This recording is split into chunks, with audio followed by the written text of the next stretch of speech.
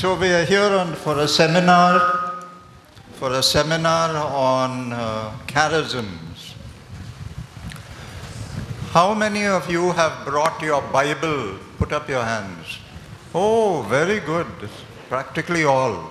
Now it is so easy because you don't have to carry a heavy Bible. It is just a little smartphone that many are using, especially the young people.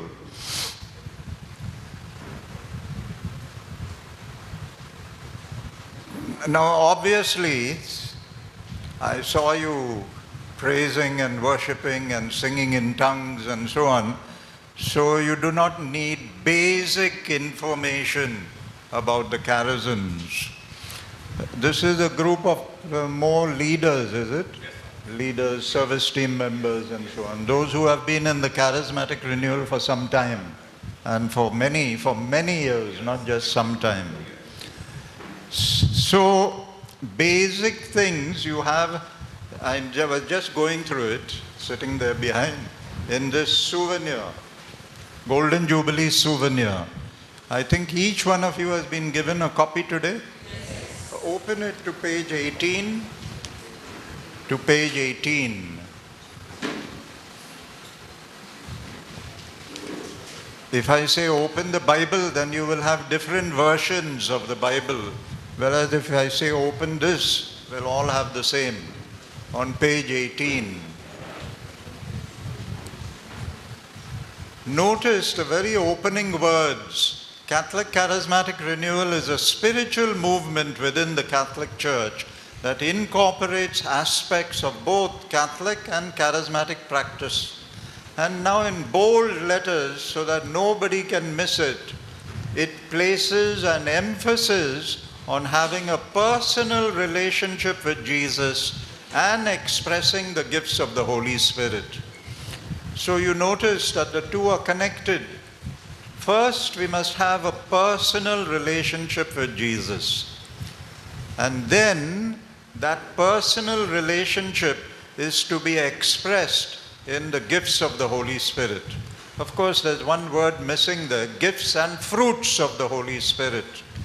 Because we do not express a relationship only by the gifts or the charismatic gifts. We express a relationship more, I would say, by the fruits of the Holy Spirit, which comes a little later.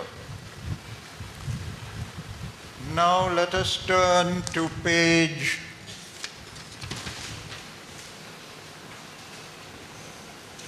20. Page 20.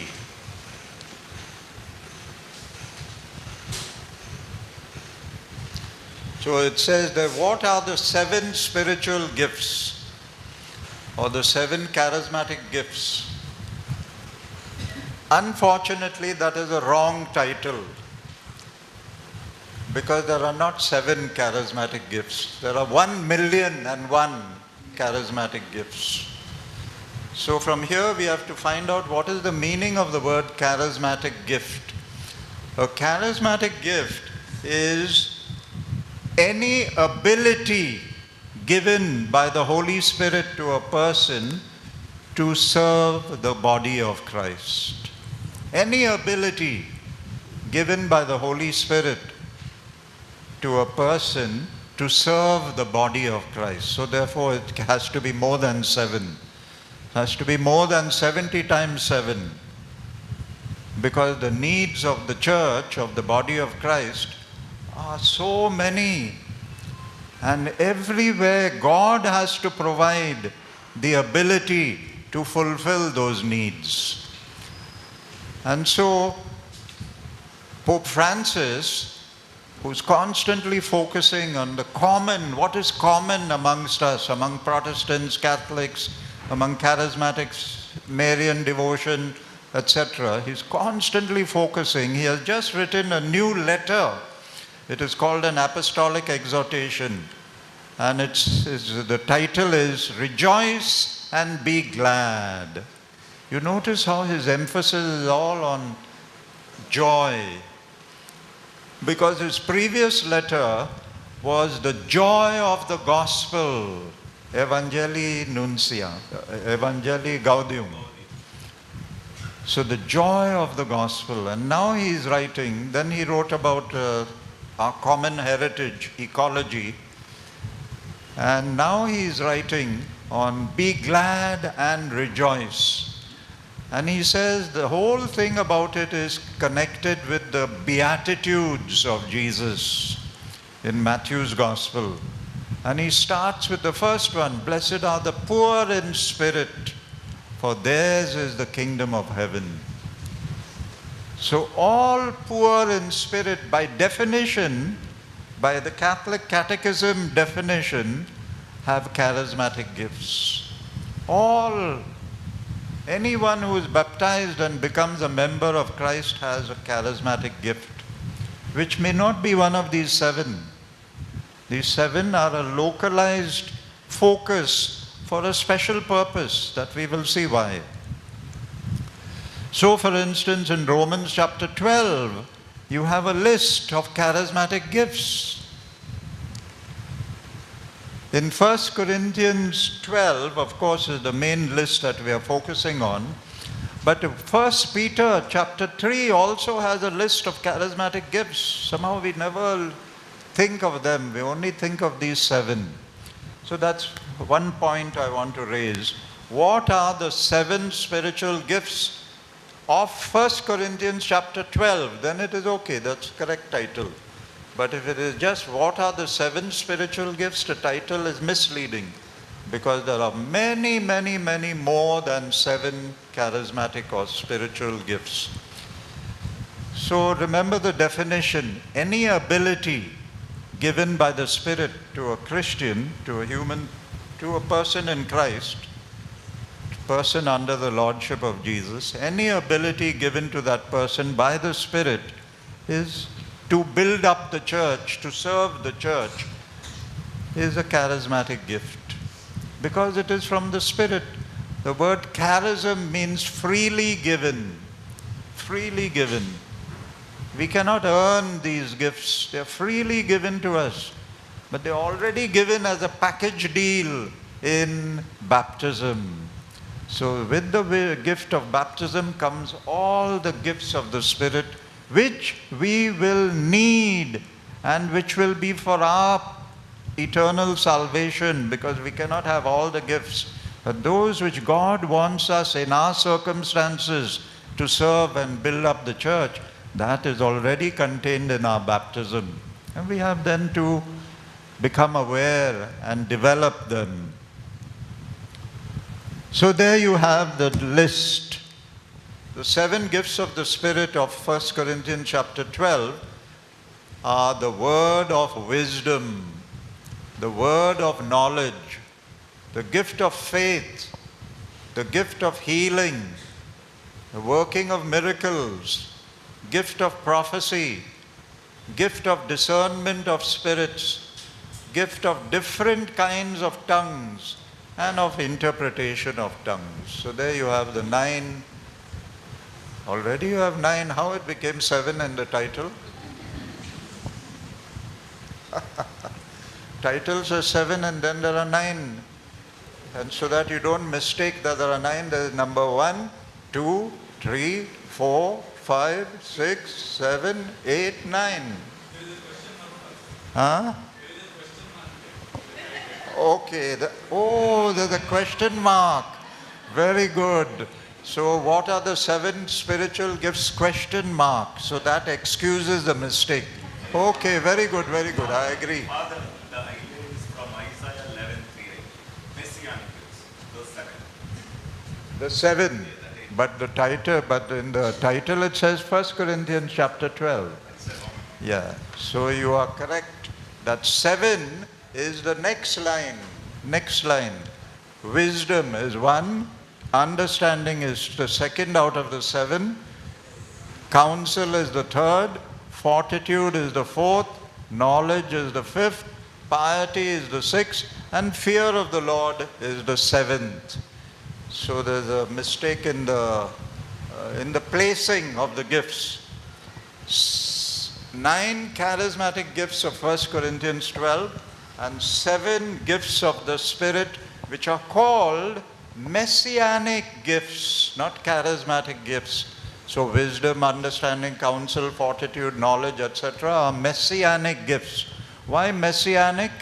Because they were first in Jesus Christ, the Messiah, and already foretold by Isaiah in chapter 11.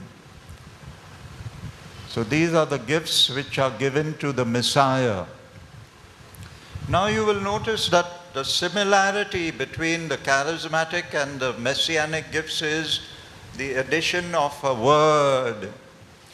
See, for instance, number one in charismatic gifts is word of wisdom. And number one in messianic gifts is wisdom, not word of wisdom. So wisdom is something for me, whereas word of wisdom is something God gives me for you. I have to speak it out. Then it becomes useful to the community. So that's why it says word of wisdom. Similarly, word of knowledge. Knowledge, you can say, is also part of the messianic gifts. It is there 1, 2, 3, 4, fifth. Mentioned fifth. After fortitude comes knowledge.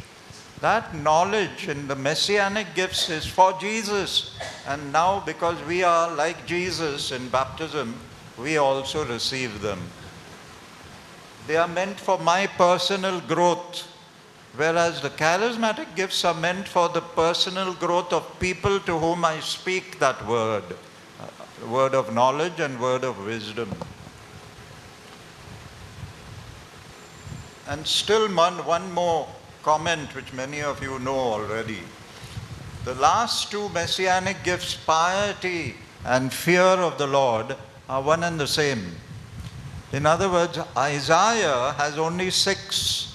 He doesn't have fear, he doesn't have piety. He has fear of the Lord. But Saint Jerome, who was the first to translate the Bible from the Hebrew and the Greek, when he put it into Latin, he said, fear of the Lord. No, that cannot be Christian. Why should I be afraid of the Lord? So to explain it, he put piety.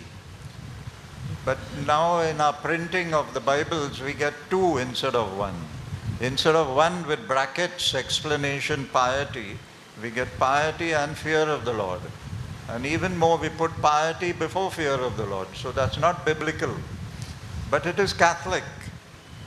Because part of the tradition of the church. The tradition of the church from earliest days.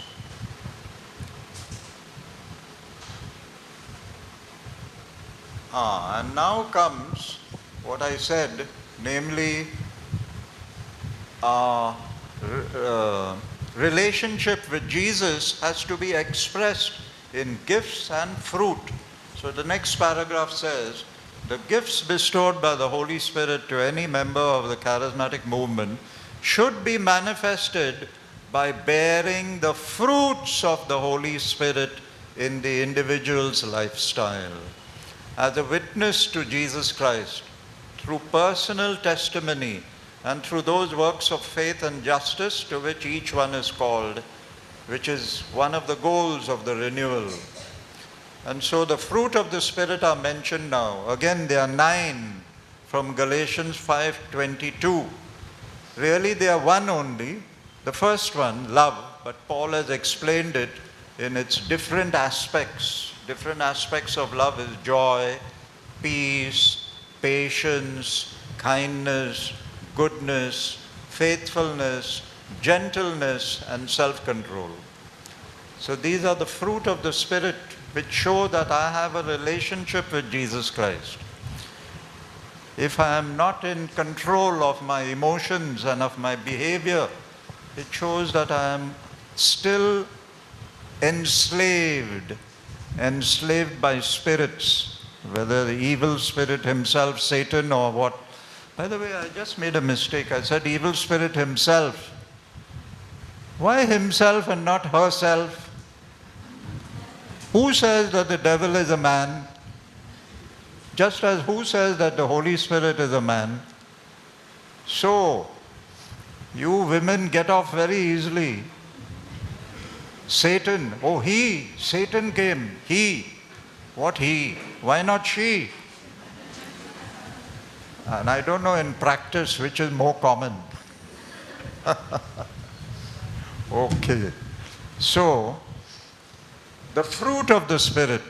If I am not showing the fruit of the Spirit, I am not under the Lordship of Jesus. If I am not showing the charisms of the Spirit, also I am not under the Lordship of Jesus. So the two have to go together. But when I talk about charisms, remember I'm not talking about those 9 only of 1 Corinthians 12. I'm talking of in any way that God enables me to serve the body of Christ. The body of Christ doesn't mean in the church, it means in our daily life, which means our neighbor, our family, and the non-Christians. So serving them in whatever way, not just by human talent, not just by human skill. So to teach, I don't need only the B.Ed, the Bachelor of Education degree, that is a secular degree. But to teach effectively as Christ would teach, for that I need the charisms. So I need the gift of the word of wisdom. I need the gift of faith to teach things which people do not see. Today's world does not accept that there is another world. Today's world of business and so on, of entertainment and so on, does not accept anything that they cannot see and touch.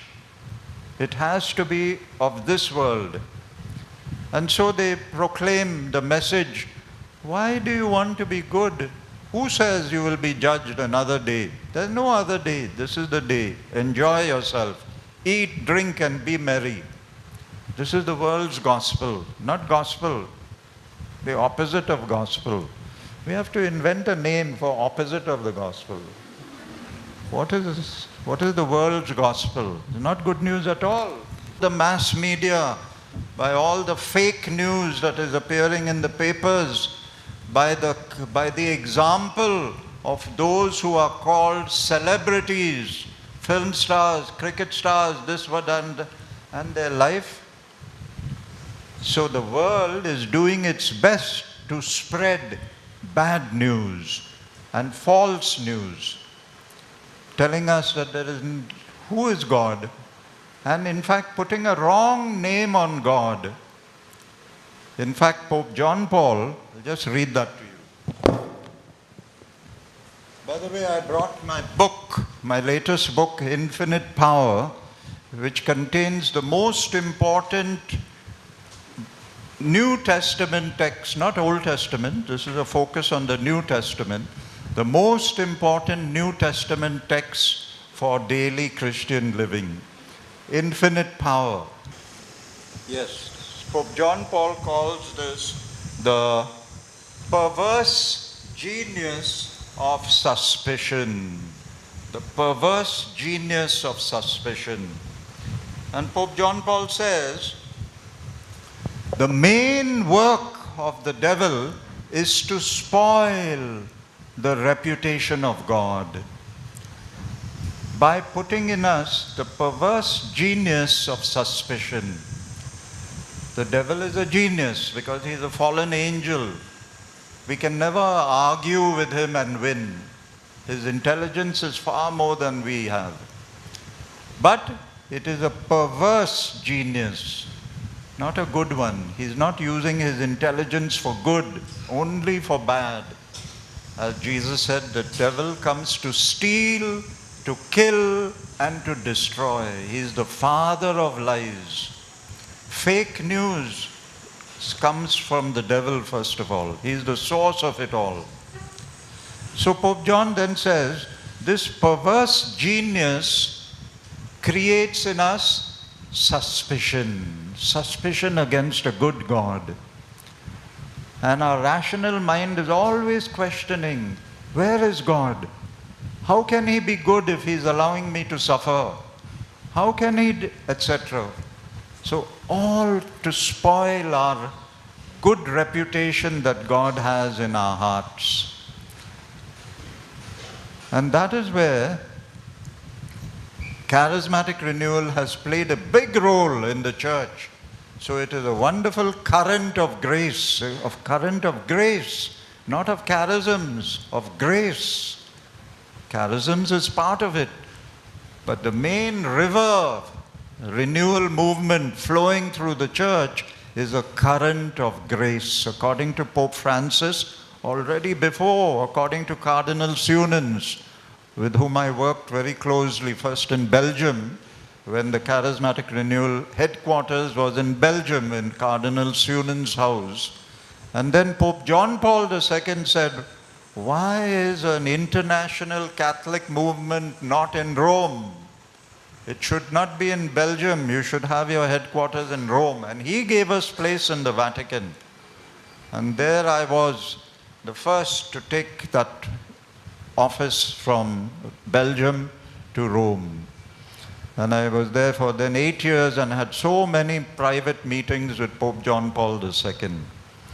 He was very keen that this movement fulfill its promise of being a current of grace and not just become a narrow movement of charisms, of people shouting in praise and in words which have no meaning intelligibly.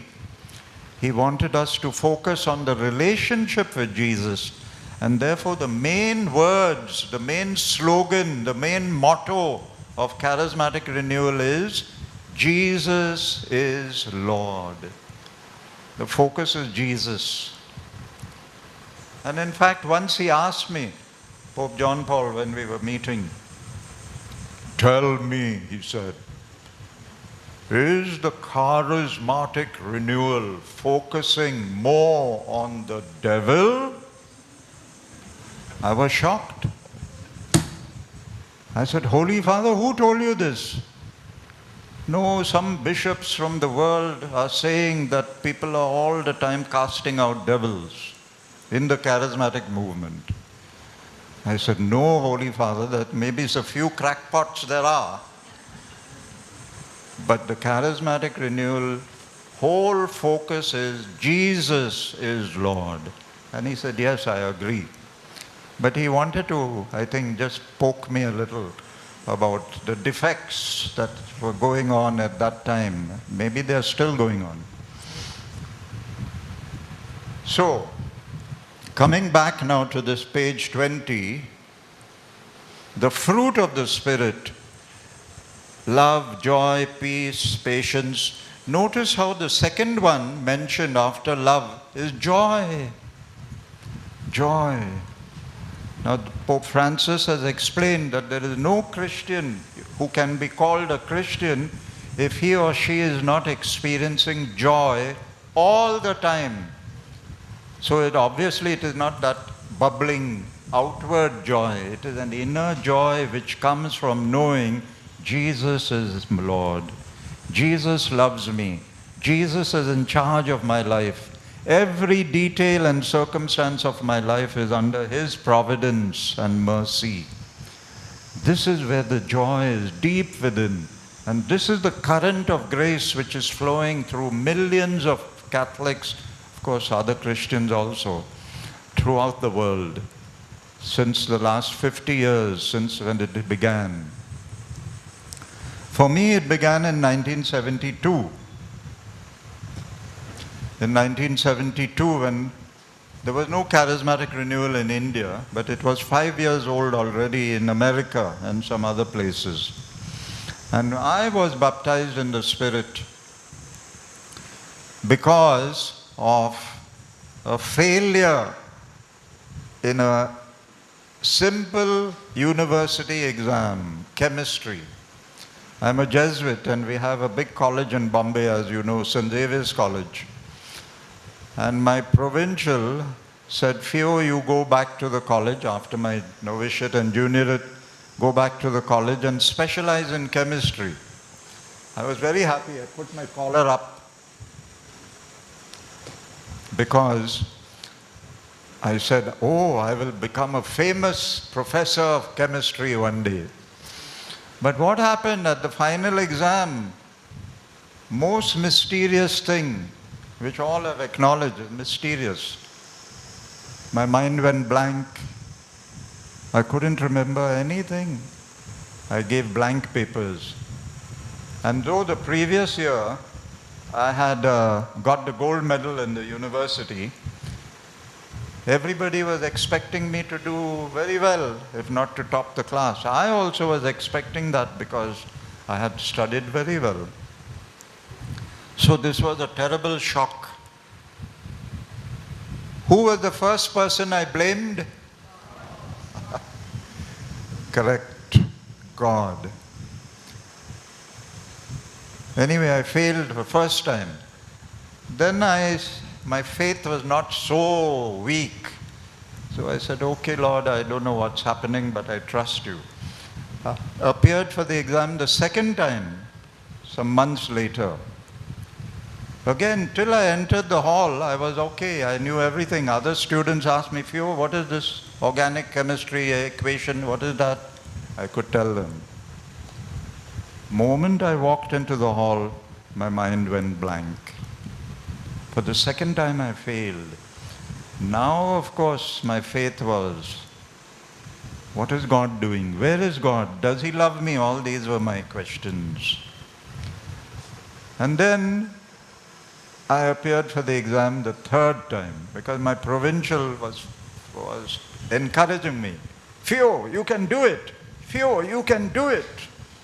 And of course, he sent me to many Jesuit psychiatrists and psychologists in the college to see what has happened to me.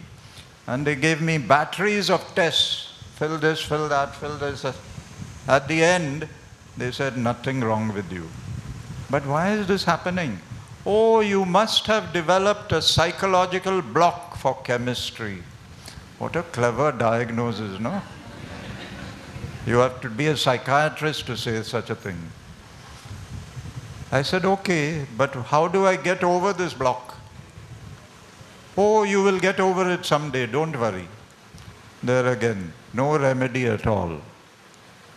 So my provincial said, Fio, enough. You go and do philosophy. So I finished philosophy, 2 years, again got top marks and everything. And when I came back and was doing my regency, this provincial, who was like the paraclete, no? What is paraclete? Paraclete is the encourager.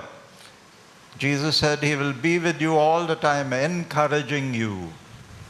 So he was there. He was about to finish his term. He said, Phew, one more time. Last time, then we'll send you for theology and you get your priesthood. So I said, all right. How many times now this is? This is the fourth time. I forgot to tell you, when I appeared the third time, I had by then already given up prayer and trust in God and all. I couldn't believe anymore. I was convinced God does not love me. But before I entered that examination hall, I remember whispering, God, I know you don't love me. So I'm not asking you anything for this exam. But, oh, there's always a but.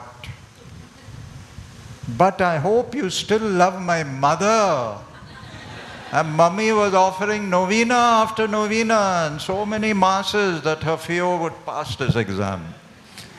But as I told you, it's third time I failed. Now we are coming to the fourth time. The month of May is usually exams in Bombay University. But what happened? 11th of February, amazing grace touched me. 3 months before the exam. 11th of February is the feast of Our Lady of Lourdes. And Mother Mary has always been very special to me. So she obtained for me this grace. What happened? I felt moved with all my chemistry books there. I knelt down before the cross on my wall, the cross which is given to us when we take our vows of poverty, chastity, and obedience. I had it there. I had not looked at it. I had not prayed for months, I told you. But I felt moved to kneel down and to surrender my life to God. Now today we know all these terms, surrendering to the Lordship of Jesus and all, but at that time nobody knew these things. The words, I mean. So I knelt down and from my heart came this prayer. Lord, I am useless. I have no future. But if you have a plan for my life, here I am. I was giving the Lord the future. Immediately came the answer. Immediately. Less than 1 second later. And I heard God say to me, in a way that of course you cannot tape record, but for me it was a real message, vocal message. I heard God say to me, Theo, you are my beloved Son, in whom I am well pleased. Of course, my mind started working.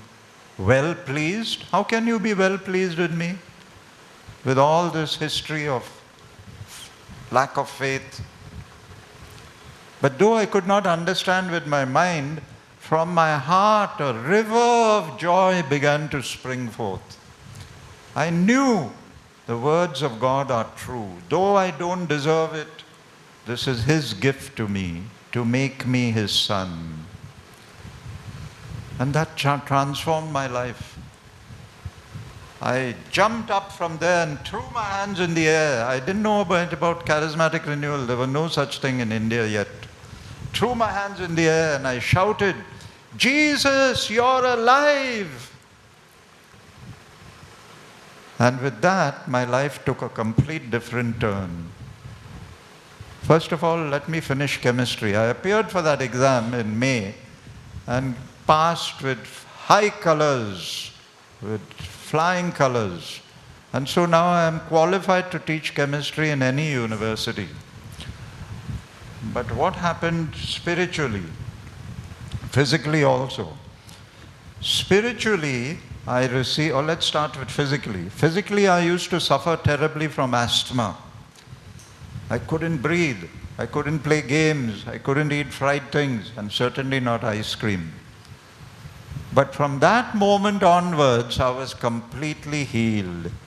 And I've had no trouble at all about breathing since then. This is now 45 years ago. Now it's 46 years ago. 46 years ago.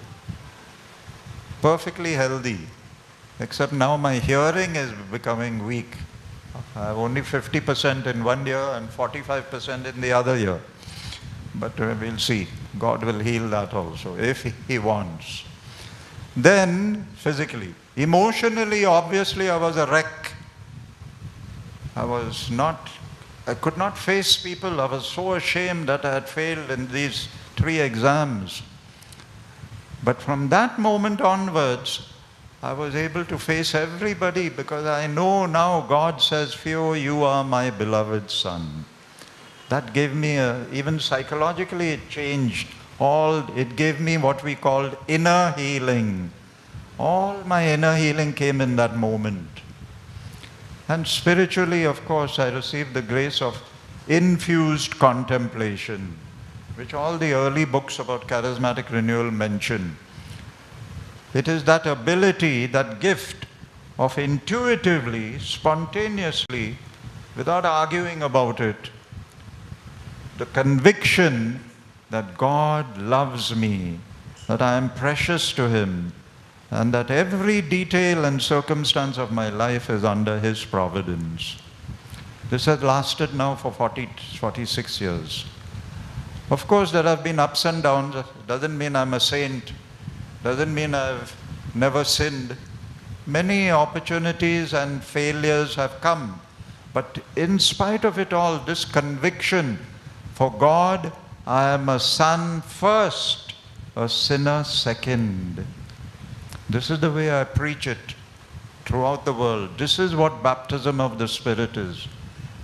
And a spiritual experience by which Jesus makes you His brother. Jesus becomes your Savior and Lord. And therefore, you become for the Father a co-heir. Jesus loves me, the Father loves me as much and in the same way that he loves Jesus. This is true for all of us. And Jesus was trying to teach this by his parable of the prodigal son. The whole story of that is not so much repentance, which we make it. That is all right for pastoral reasons. But biblically, the message of that parable is that for God, we are sons and daughters first and always, sinners second. Because that boy knew he could never become a son again. He had betrayed his sonship. Because you can only ask for your inheritance after the father dies. But here the father is alive. And this boy is saying, give me my inheritance. In other words, what is he saying? For me, you are already dead. You're as good as dead. We have no relationship. You don't count for me at all anymore. That was his big sin, cutting off relationship with the Father. And then he went and lived a bad life. And finally, it is not a heart which converts him, as you know, according to the gospel. It is a gastronomic conversion. The stomach is what converts him. And he says, my father's servants are eating better food than I am. So I will go there and ask my father to keep me as a servant, not as a son. He knows he cannot be a son again. In other words, he is a sinner. But for God, that is not first. For God, what is first is that he is a son. And when he comes back, the father goes running to greet him. To greet whom? A sinner? No, to greet a son. This, my boy, was dead and has come back to life. That is the attitude of the Father. And so through that, the Father taught him, and he told the servants cannot wear sandals at home. And he tells the servants, bring sandals and put it on this, my son. He's not a servant, he's my son. And kill the fatted calf and new clothes and the ring of the family. So the father did his best to teach his son and actually made him, reinstated him as a son. And this is true for you and for me then at that meeting, that experience. For God, each one of us is a son first, a sinner second. And now all over the world, people are experiencing this through what is called charismatic renewal, through what is called baptism of the Spirit. So I didn't know that was charismatic renewal, what happened to me. I called it biblically Abba experience. What I had that day was Abba experience. But now I know that the common term is baptism of the Spirit. It is the God's love, that is Romans chapter 5, verse 5.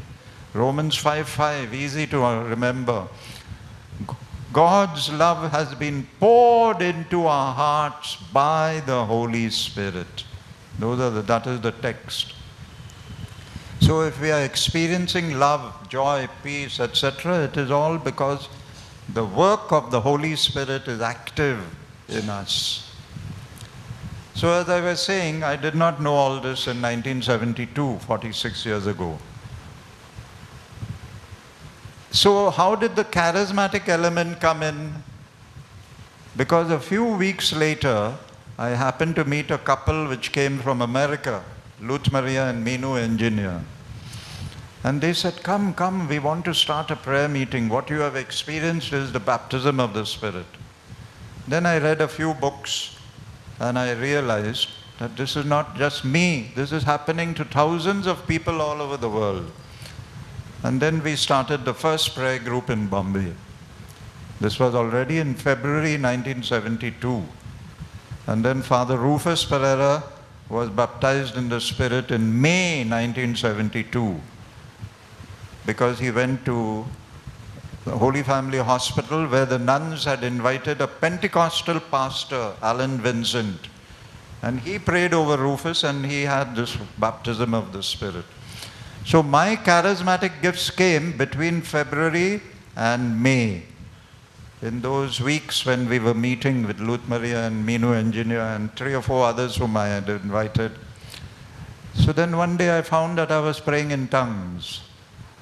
Then one day I prayed over a sick student of mine when I was teaching in the school. He was a student. Then his sister said, "Father, he's got TB. Please come." I went and I made the whole family, including the little baby there, and little boy, lay hands on him and pray. So all this faith and these gifts came over a period of time, not all at one shot. And the boy was healed. The next time he went for his test, there was no TB. So many, many beautiful experiences I've had in these 45 years, obviously, 46 years. Then I was ordained in 1975, 5th of April. And then I was elected the first chairman of the National Service Team, that is there in the book, in 1977, with Archbishop Arulappa of Hyderabad as our first Episcopal advisor. And then after him came Bishop Valley, and then Gali Bali, and now is Callist. So then I was called to Rome in 1980, to Belgium, and from Belgium to Rome, to be the chairman of the International Council. And in that time I visited more than 80 countries, obviously. Everywhere there was a charismatic national leaders convention, they wanted the chairman to come from Rome to speak.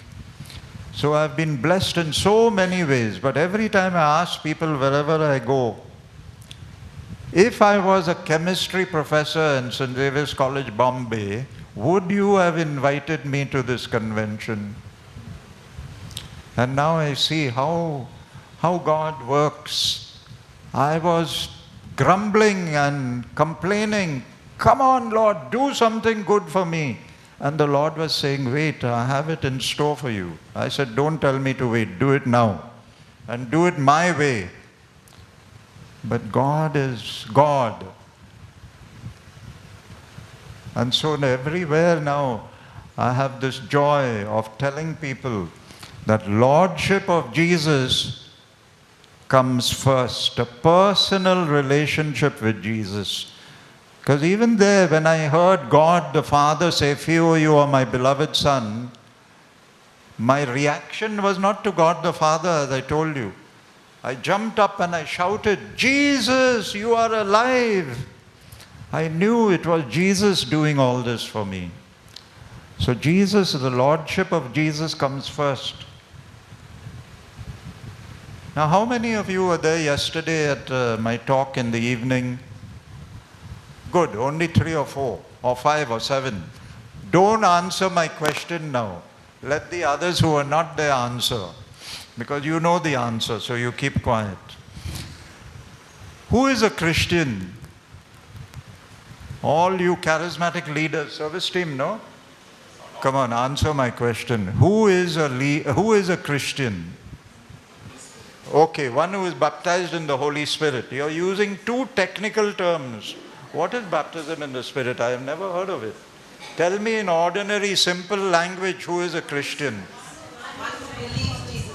One who believes in Jesus. One who follows Christ. One who accepts Jesus Christ. Huh? One who follows his commandments. Last one now, come on. All of you who have answered, one who has Christ in him.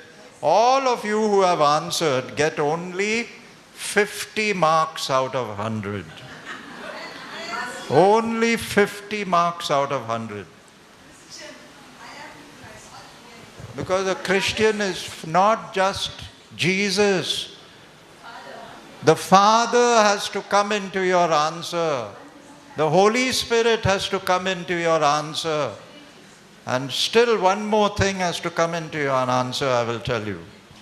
And all of you focused on Jesus Christ. Good. 50 out of 100 is good marks, no? You have passed. You've got second class also. But not first class and not distinction marks.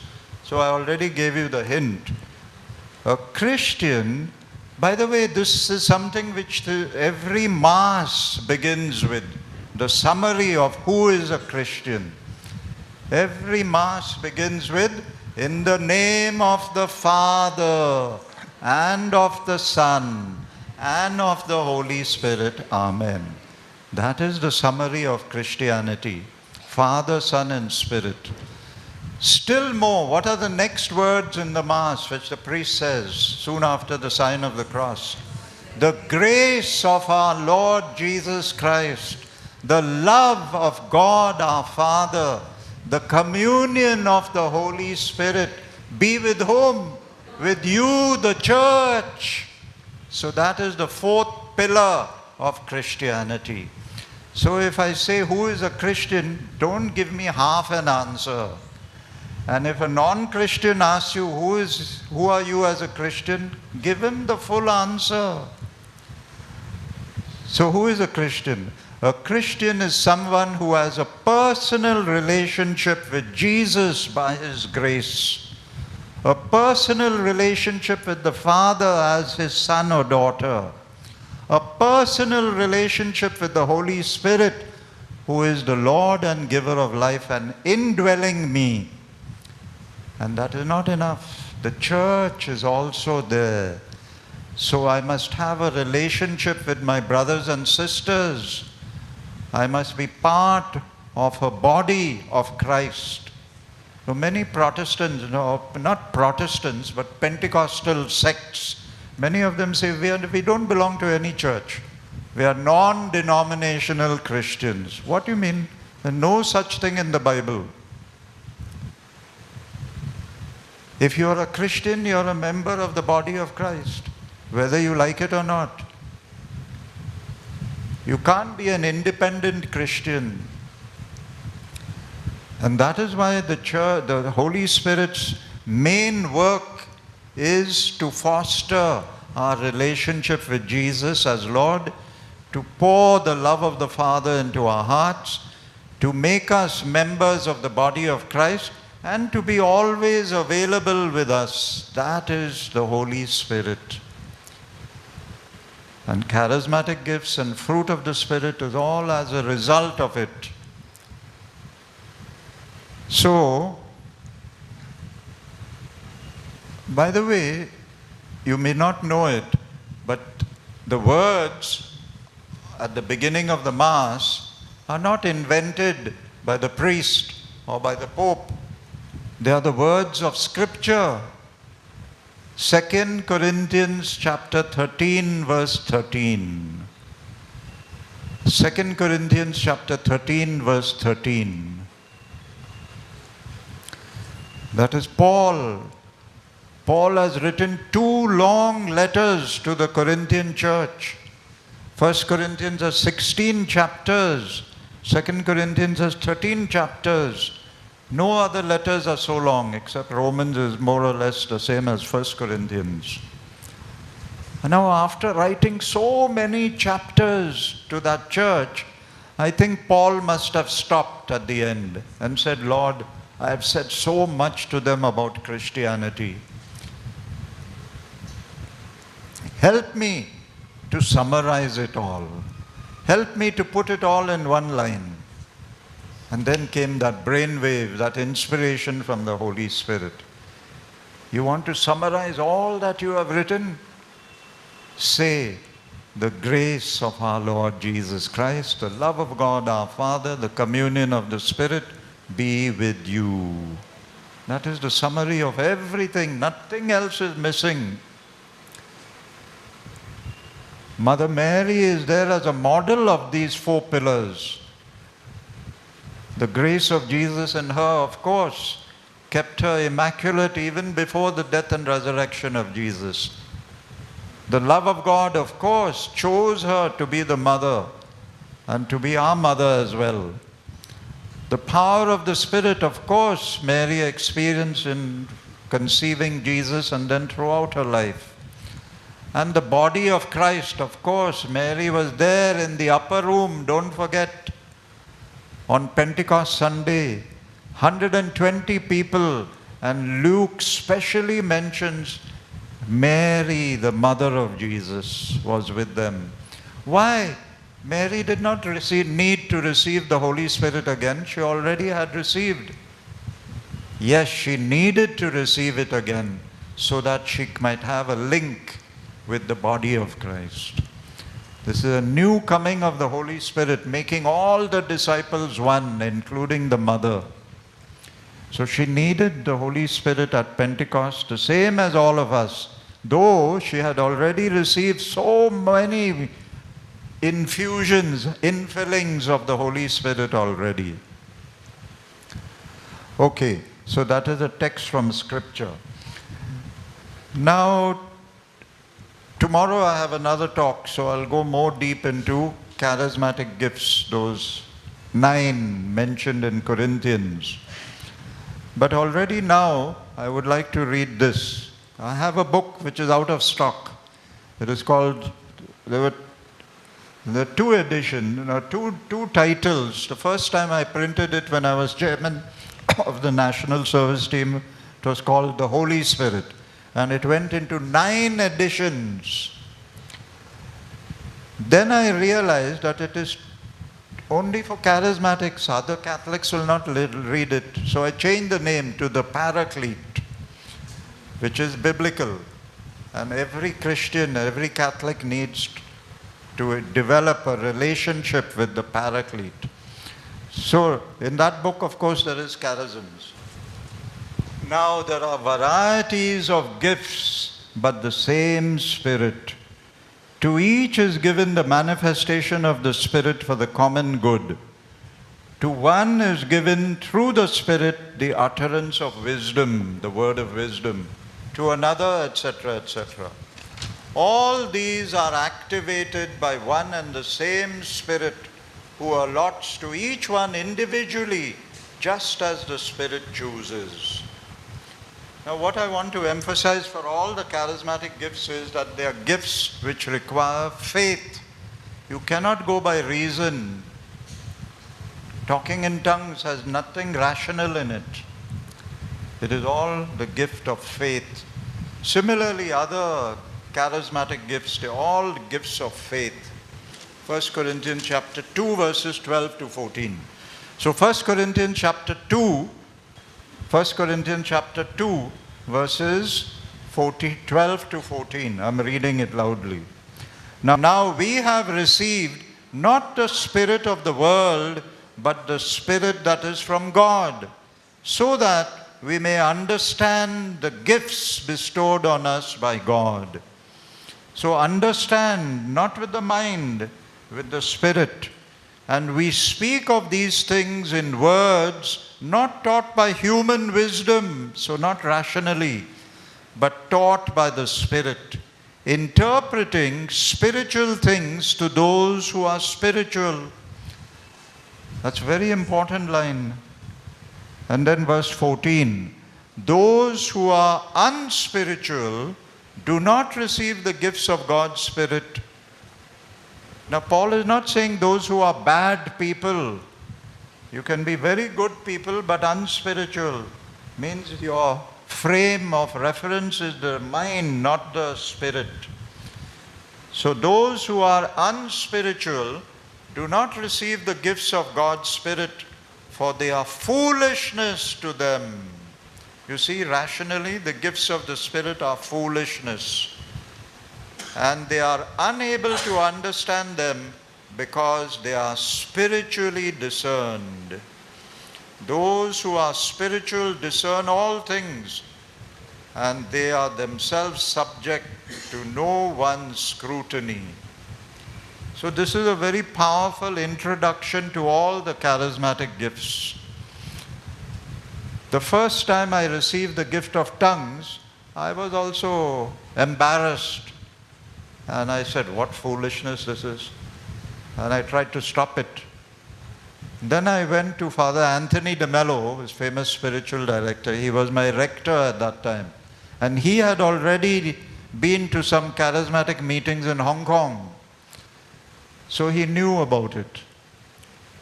So I went to him and I said, Father, this is what is happening to me. He says, yes, it should happen to you. Speak now. Speak now? How can I speak now? The Spirit has to prompt me. No, you have the gift. You can speak now. So I started speaking, and at once I stopped because I felt so foolish. My rector, famous man, listening to me say blah, blah, blah, blah, blah, blah. But it is a gift of faith. To the mind it is foolishness. But with your gift of faith, it becomes meaningful. And then Father Tony told me, Phew, you're an ass. Go to your room and do it. You don't want to do it here, no? Go to your room, but do it. So I went to my room and I did it. And slowly, from just a few words, it became very fluent. And now over the years I have realized that it is an important gift. Not the most important, but it is important. For what? Not even for prayer meetings, for my personal prayer life. It is a gift which is both fruit and charism. As charism, it is meant for others to give a message in the prayer meeting. But as fruit, it is for my personal prayer life. And I have seen the fruits of it. Okay, so I conclude now with this. Namely, the main motto and purpose of charismatic renewal is Jesus is Lord. It is my relationship with Jesus which is important. That relationship with Jesus is expressed in service and in witness of the fruit of the Spirit, service to people and the church through the charismatic gifts. And because it is a current of grace, it is flowing through the whole church. There are many people who are charismatic who do not know that they are charismatic, but they are exercising the gifts of service, which Romans 12 and other texts I pointed out mention. Even an administrator of a retreat house or of a company can be gifted by the Spirit with the charism of administration. A teacher, a housewife, a husband and wife, that is the first charism, that they love each other by giving themselves to each other. That is love. Love which is defined in 1 Corinthians 13. Love is gentle, love has no complaints, love this, that and all that is there. So, in fact, I would say every Catholic is charismatic without knowing it. But not charismatic in the sense of one of these gifts, 9 gifts of 1 Corinthians. That we will tackle more tomorrow.